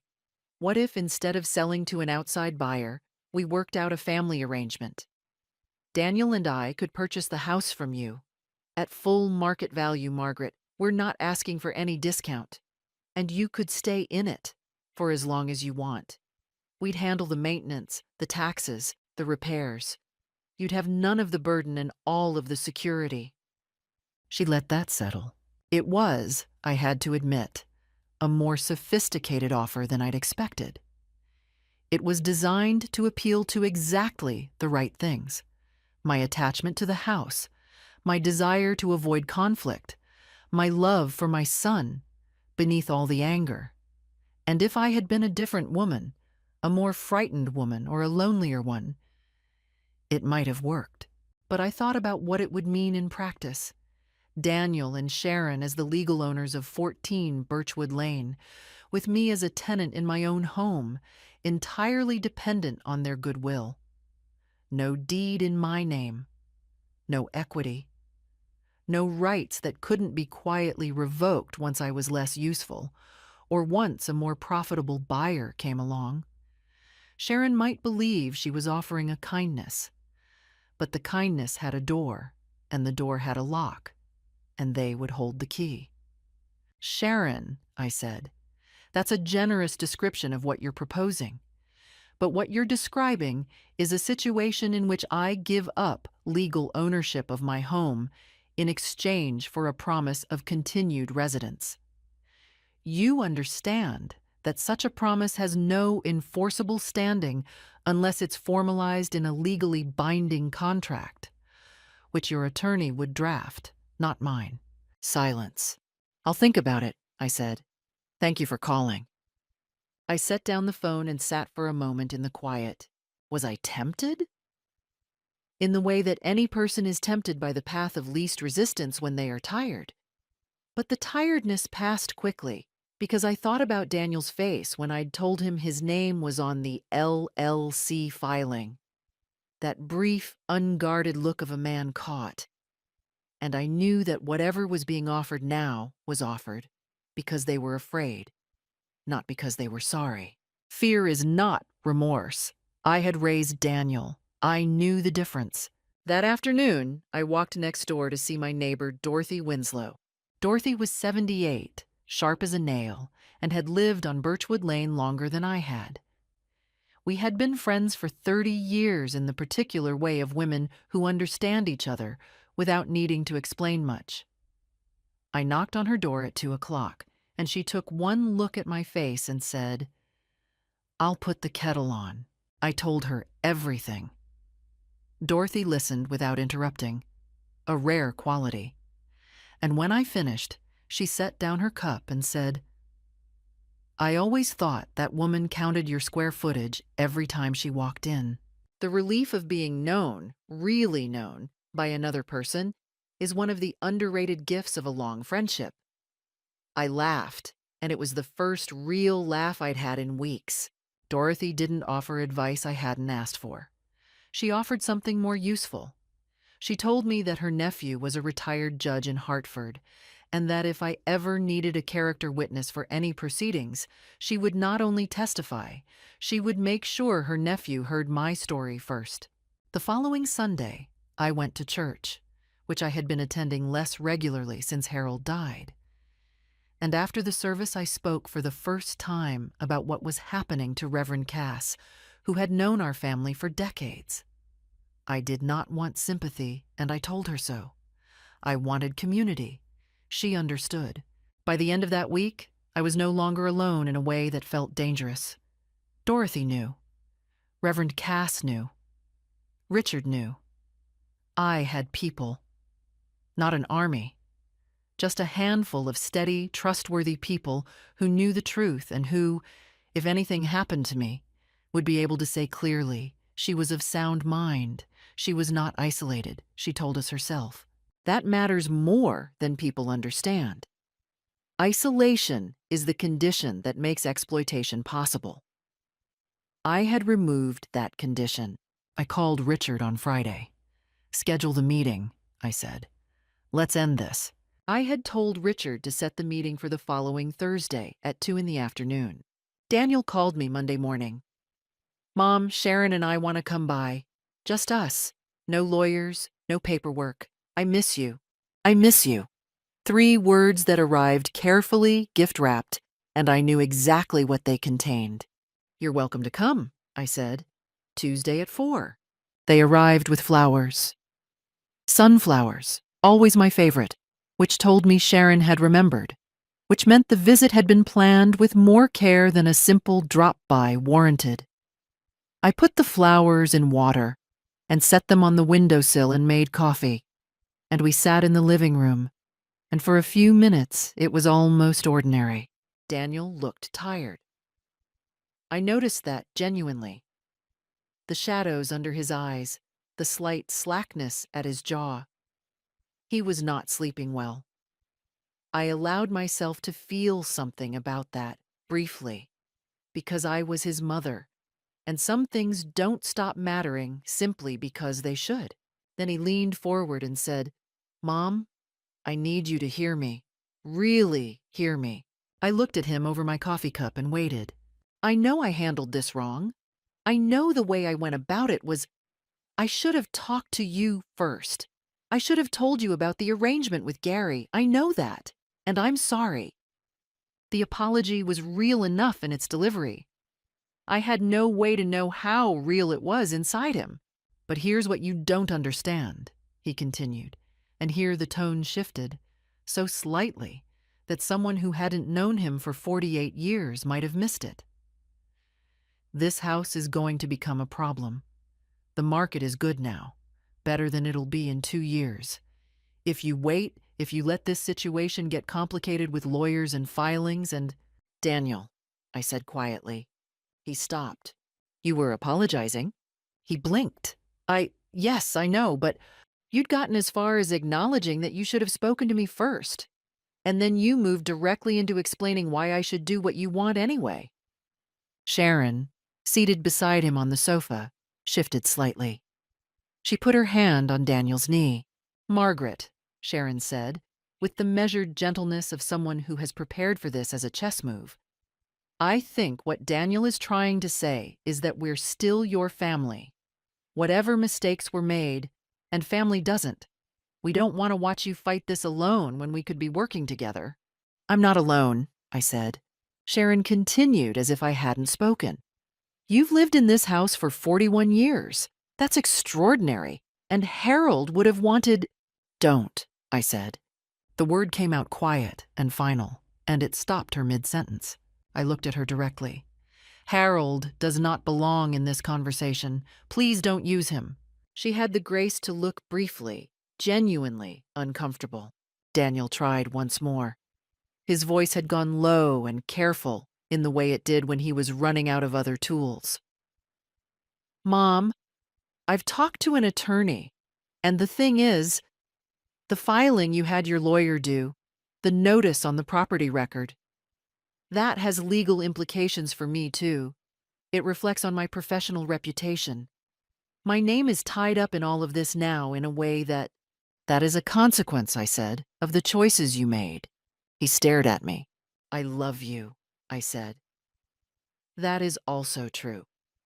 Both things exist at the same time. But I will not cancel the legal protections I have put in place. I will not withdraw from the meeting on Thursday. And I will not sign any document that transfers this property. Not because I'm being stubborn, Daniel, because I know exactly what you were trying to do. He stood up. You want to play it this way, he said. And this was the real Daniel now, the one that appeared when the performance wore thin. Fine, Mom. But don't call me when the furnace goes. Don't call me when the roof needs replacing. Don't call me when you fall. I have Dorothy next door, I said. And I have Reverend Cass, and I have Richard Hale, and I have every resource a healthy, competent woman requires. I will be quite all right. Sharon touched Daniel's arm. This time he listened because he'd run out of room. They left without the flowers. Forgot them on the counter, or couldn't be bothered, or didn't want to make a gracious exit after an ugly ending. I stood on the porch and watched the car pull away, and I felt it. The fear. Not the cold, useful kind I'd been carrying for weeks. A sharper thing. The fear of a woman who has just watched her son look at her and mean something threatening. I stood with it for a minute, let it be real, and then I thought, good. Fear, when you don't run from it, becomes something else. It becomes certainty. It becomes the knowledge that what you're protecting is real and worth protecting. I went inside, picked up the phone, and called Richard. Thursday, I said. Make sure everyone is in place. Thursday came in quietly, the way important days often do. Gray sky, light wind, the maple tree outside just beginning to show the first yellow of early fall. Richard arrived at noon with his notary, a composed woman named Mrs. Brandt.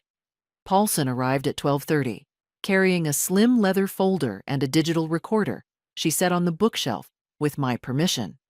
And at 1:15, a woman named Carol Meehan from the Connecticut Department of Aging and Disability Services came to the door in a gray blazer with a state ID badge and a professional manner that put me immediately at ease.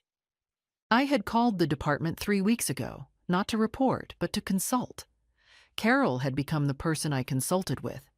She had agreed to be present today, not as an investigator, but as an official witness. I set out coffee cups on the kitchen counter. I arranged chairs in the living room. I put on a cardigan and sat in Harold's armchair. At 2 o'clock, I heard a car in the driveway, then another. Daniel knocked. He hadn't used his key. Interesting. When I opened the door, he was standing with Sharon, and behind them were two men I hadn't seen before. One was mid-40s, gray at the temples, wearing a sport coat. Gary Fitch, I presumed. The other was younger, in a dark tie, carrying a slim briefcase. Their attorney, or a representative of the LLC. Daniel's eyes swept the room before he'd stepped fully inside. He saw Richard, and something tightened around his mouth. He saw Paulson. He saw Carol Meehan's badge. "Mom," he said carefully, "what is this?" "Please come in," I said. "Have a seat." Nobody sat. They stood in the living room in a loose, uncertain cluster, and I watched Gary Fitch, the developer, the man who built LLC shells around elderly people's homes, look around the room with the flat, assessing eyes of someone calculating exits. Richard spoke first. "Thank you all for coming. I'm Richard Hale, Mrs. Collins's attorney of record. I want to make sure everyone is clear on the purpose of this meeting before we proceed. Mrs. Collins invited prospective buyers from Hartwell Property Holdings, LC, here today at their request, as she has every right to do. She has also invited several individuals to be present in a professional capacity, which she also has every right to do. This meeting is being recorded with the consent of all parties in this room." "I didn't consent to any recording," Fitch said. "Then you're welcome to leave," Richard said pleasantly. "The meeting proceeds with or without you." Fitch looked at the younger man beside him. Something passed between them. Neither left. "I'd like to start," I said, "by asking a simple question." I looked at Gary Fitch directly. "How many properties have you acquired through Hartwell Property Holdings, LLC, or through related entities in the past 5 years?" He looked at me steadily. "That's a matter of public record if you'd like to research it." "I have researched it," I said. 7 properties in Connecticut and 1 in Rhode Island. 5 of those sellers were over the age of 70. 3 were widows. The average acquisition price was 22% below assessed market value. I looked at him calmly. "I found that through the Connecticut property database and 3 conversations with Paulson, who is sitting to your left. Would you like to dispute any of those figures?" Fitch said nothing. I turned to Daniel.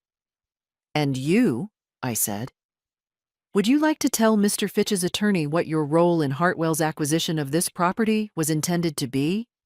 Specifically, the finder's fee." "Mom?" Daniel's voice had gone very tight.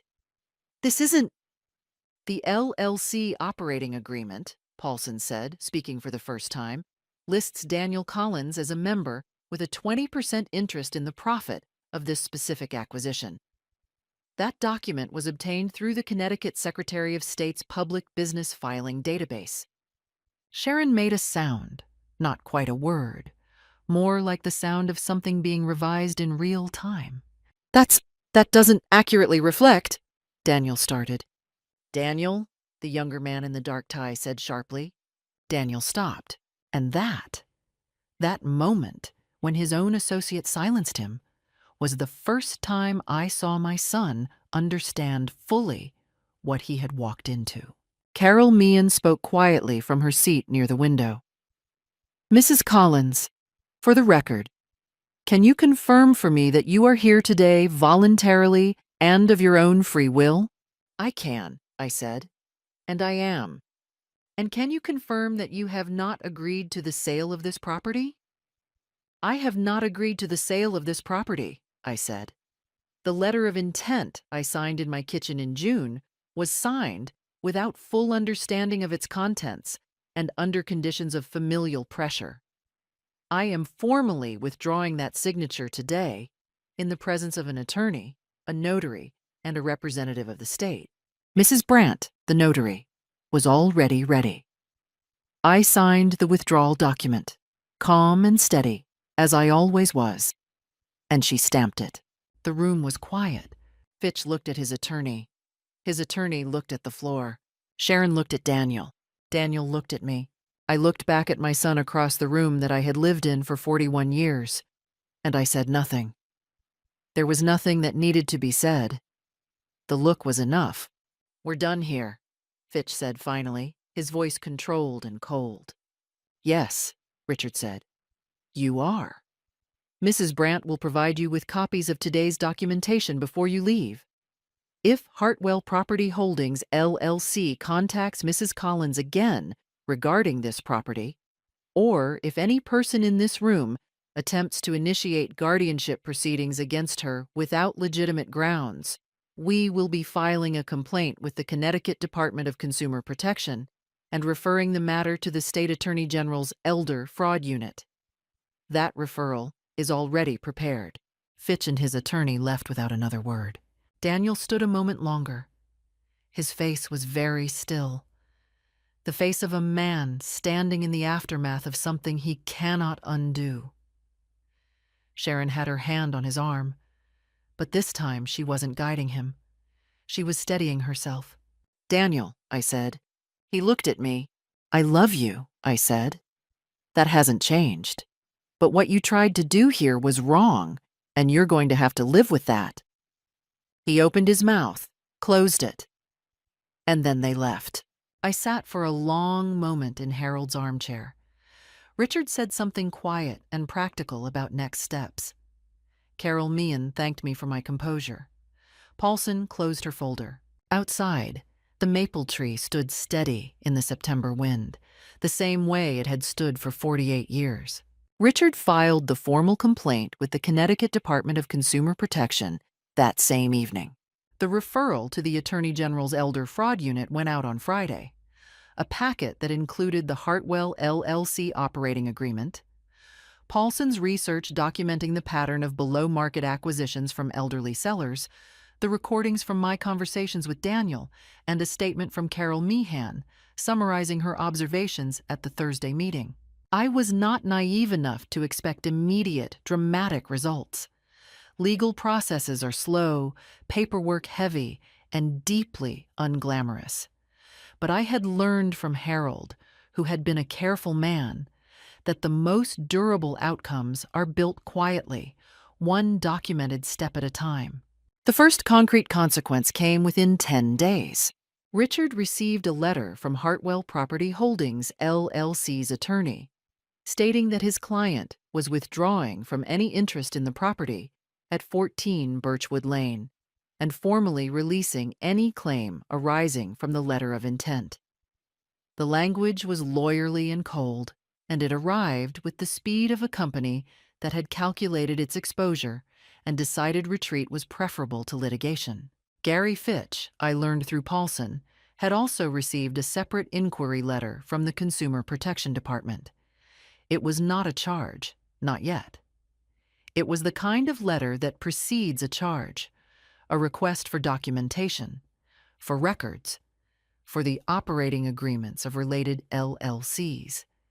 The kind of letter that, when it arrives, tells a man that someone has been paying attention. Daniel's situation was more complicated because it was more personal. His employer, a regional insurance brokerage in Westport, became aware of the matter through means I did not orchestrate and did not need to. When a person's name appears in a state consumer protection inquiry related to financial fraud against an elderly family member, and that person works in financial services, the information moves. It moves because compliance departments exist and because insurance licensing boards take a professional interest in the conduct of their members. Daniel was placed on administrative leave in October, pending an internal review. I did not feel satisfaction about that. I want to be honest about that. It was a consequence I had known was possible, and I had not tried to prevent it, but it was not something I had aimed at with any pleasure. He was still my son. He had simply made choices with real-world outcomes, and the real world had declined to protect him from them. Sharon called me once, in late October. The warmth was gone from her voice entirely. What was there instead was something thinner and harder. Not anger, exactly. More like the sound of a person who has had to revise something they were very certain of. "I hope you're happy," she said. "I hope things improve for you," I said, and I meant it. She hung up. In November, Paulson told me, without my asking as she thought I should know, that Daniel and Sharon were in couples counseling. I didn't ask for details. The information arrived, and I set it down, the way you set down something you pick up and find heavier than you expected. The Attorney General's inquiry into Hartwell Property Holdings, LLC, continued. I was not a primary party. I was a witness, a complainant, a source of documentation. 3 other former property sellers, all elderly, were identified through Paulson's research and connected to the inquiry. 2 of them had signed full contracts and lost money. One case involved a woman in Bridgeport, 81 years old, who had received $110,000 less than her home was worth. I thought about her often. I thought about how many Margarets had sat at a kitchen table and signed something they didn't fully understand, because a person they trusted had put it in front of them. I had been lucky. Lucky in Harold, who had put the deed in both our names. Lucky in Richard, whose number I had kept in a drawer for 25 years. Lucky in Paulson, who was methodical and thorough. Lucky in Dorothy, who made tea and didn't offer advice. But it wasn't only luck. I had also refused to be afraid enough to stop thinking clearly. And that, I believe, made all the difference. In December, Richard sent me a letter. Clean, brief, professional. It confirmed that the property at 14 Birchwood Lane was free of any encumbrances, free of any pending claims, free of any legal complications arising from the events of the preceding 6 months. The house was mine, uncontested, as it had been for 41 years. I folded the letter and put it in the kitchen drawer next to Harold's deed. Then I went out to the backyard and stood for a moment under the maple tree, bare now, in December, its branches open against the gray Connecticut sky. I pressed my hand against the bark the way Harold used to do on Sunday mornings, for no reason either of us could ever explain, except that the tree was old and steady, and it had been here when we arrived, and it would be here after us, and there was something comforting in that. I stood there for a while, in the cold quiet of my own yard. Then I went inside and made coffee. January came, and I decided to live differently, not dramatically. I was not a woman who reinvented herself at 74. But I had been deferring small choices as though waiting for permission from someone else. I understood now that I had been waiting for a life that was already mine. I had the guest room painted pale green, not because Harold would have chosen it, but because I liked it. I rejoined the church garden committee and argued pleasantly about heirloom tomatoes with women who were not trying to take anything from me. I drove to Boston to see my college friend Patricia, and on the train home I thought, I have been living too small. Richard told me in May that Hartwell had accepted a formal consent decree, restrictions, settlements, accountability. More than Fitch had planned on. Daniel called in August. He didn't quite apologize, but he reached out in the exhausted way of a man who has had a hard year and finds himself missing his mother. I was not ready to forgive, but I was willing to talk, carefully, with clear eyes. We had coffee on the porch in September. He looked older. For a little while it was almost ordinary. Sharon didn't come. I noticed and set it aside. The maple turned gold in October. Dorothy and I walked the neighborhood most mornings. Simple, dependable hours. I was 75 years old, living in my own house, with my name on the deed, in a room painted pale green. It was a very good life. So that is my story. I want you to take one thing from it. Your name on a document is the most powerful thing you own. Know what you're signing. Know what your rights are before you need them. And if someone who claims to love you is working harder to move you than to hear you, pay attention to that. It matters. Do not wait for crisis. Get your papers in order. Know your attorney's number. What would you have done in my place? Tell me in the comments. I read everyone. And if this story stayed with you, share it. Someone you know may need to hear it. Thank you for listening.